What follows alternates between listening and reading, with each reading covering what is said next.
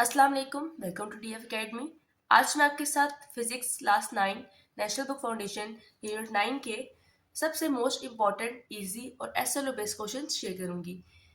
Most probably हमारे पास इस तरह के क्वेश्चन नहीं आते हैं आपके पास, क्योंकि आप लोगों का एसएलओ बेस्ड कोर्स है, तो आप लोगों के कॉन्सेप्चुअल क्वेश्चन ज़्यादा आते हैं। अब इस चैप्टर छोटा चैप्टर है, लेकिन इसमें क्वेश्चन बहुत सारे बनते हैं।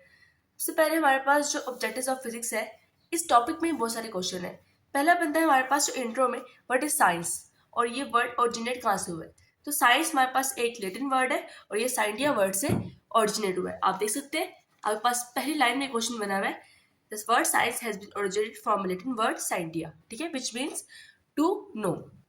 नेक्स्ट हमारे पास क्वेश्चन बनता है name and explain two main branches of science. आपने केमिस्ट्री की ब्रांचेस पढ़ी है, फिजिक्स की ब्रांचेस पढ़ी है, साइंस की ब्रांचेस कौन सी है।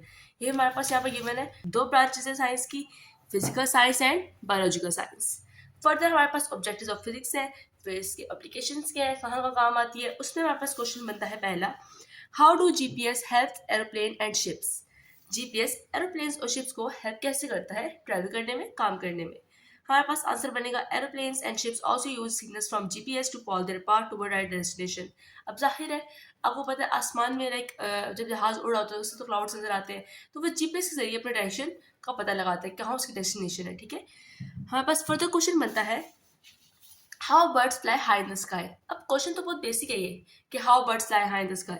आंसर आपने कैसे दे रहा है इसका, आपने आ जाना इस पेज पर, पेज नंबर 207 पर, और यहाँ पर आकर वर्ड्स देखें तो यहाँ लिखा हुआ है कि birds use difference in air pressures above and below their wings to keep themselves high up. यहाँ पर आपने प्रेशर का बताना है कि प्रेशर कैसे इस्तेमाल हो रहा है इस चीज़ के अंदर। तो बर्ड्स क्या करती हैं, प्रेशर डिफरेंस यूज करती है अपने विंग्स के अबव एंड बिलो, ताकि वो आसमान में ऊंचा उड़ सके। फर्दर हमारे पास क्वेश्चन बनता है, why do airplanes run on the runway before take off. आपने देखा होगा कि हमारे पास प्लेन जो एयरप्लेन होता है हमारे पास पहले रनवे पे जाता है, उसके बाद वो टेक ऑफ करता है। तो ऐसे क्यों होता है, आंसर इसका आएगा, airplane runs on the runway to create a pressure difference above and below its wings before it take off. अब जाहिर है उन्होंने एयरप्लेन को बर्ड से इंस्पायर करके बनाया था, तो उसको भी तो अपने विंग के नीचे एयर प्रेशर चाहिए ना डिफरेंस, इसलिए वो पहले रनवे पे मूव करता है। फिर क्वेश्चन बनता है, why birds fluff their feathers in winter. अब देखा होगा अक्सर विंटर में बर्ड्स इस तरह कर लेती हैं, इस तरह की मतलब कि अपने फेदर्स को फ्लफ कर लेती हैं, तो ऐसा क्यों करती हैं। आंसर होगा, birds fluff their feather during winter to gather more warm air and keep themself insulated. मतलब आप देख सकते हैं कि हमारे पास जो हमारे पास फेदर है ना बर्ड के, वो उन्हें थर्मल इंसुलेशन देते हैं, इसलिए वो अपने आप को फ्लफ कर लेते हैं अपने विंग्स को, ताकि उनको ठंड ना लगे। नेक्स्ट हमारे पास क्वेश्चन बनता है, why does the sky seems blue. अब स्काई ब्लू क्यों नजर आता है हमें, इसमें आप आंसर लिखेंगे, the sky seems blue when sunlight strikes and scatters off by gas molecules in atmosphere. अब जाहिर लाइट स्ट्राइक करती है आसमान को, ठीक है, स्काई को। अब क्या होता है, वहां पे जो एटमॉस्फेयर के गैस मॉलिक्यूल्स होते हैं वो हमारे पास फैल जाते हैं। जब वो फैल जाते हैं तो हमारे पास ब्लू शेड हमें नजर आता है, ठीक है, ब्लू को रिफ्लेक्ट करते हैं वो, इससे हमें आसमान ब्लू नजर आता है।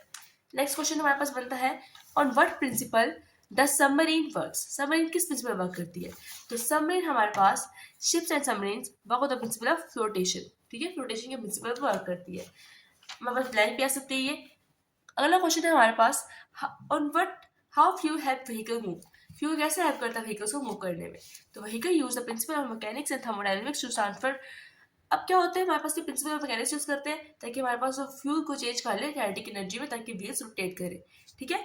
फिर हमारे पास क्वेश्चन बनता है नेक्स्ट, कि डिफाइन फिजिक्स। फिजिक्स क्या है हमारे पास, हमारे पास इस ब्रांच ऑफ साइंस है जो हमें डिस्क्राइब करती है मैटर, एनर्जी और स्पेस टाइम को, उनके कनेक्शन को, इंटरेक्शन को, ठीक है, यूनिवर्स के अंदर।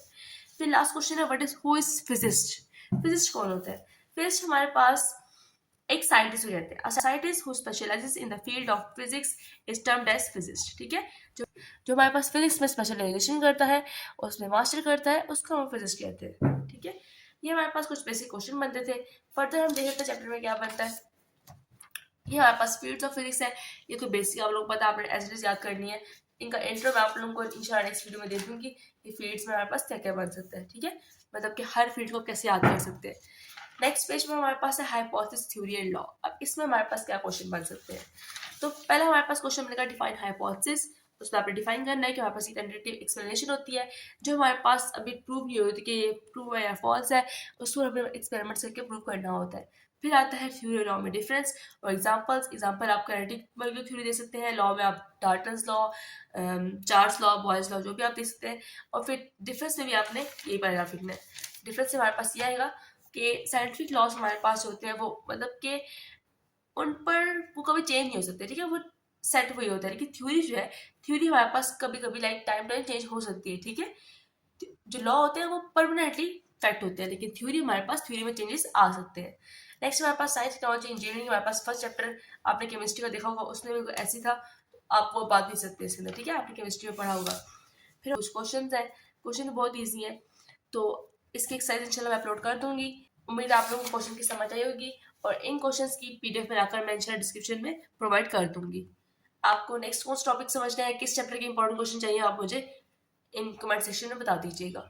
मिलती हूँ नई वीडियो के साथ। अल्लाह हाफिज़।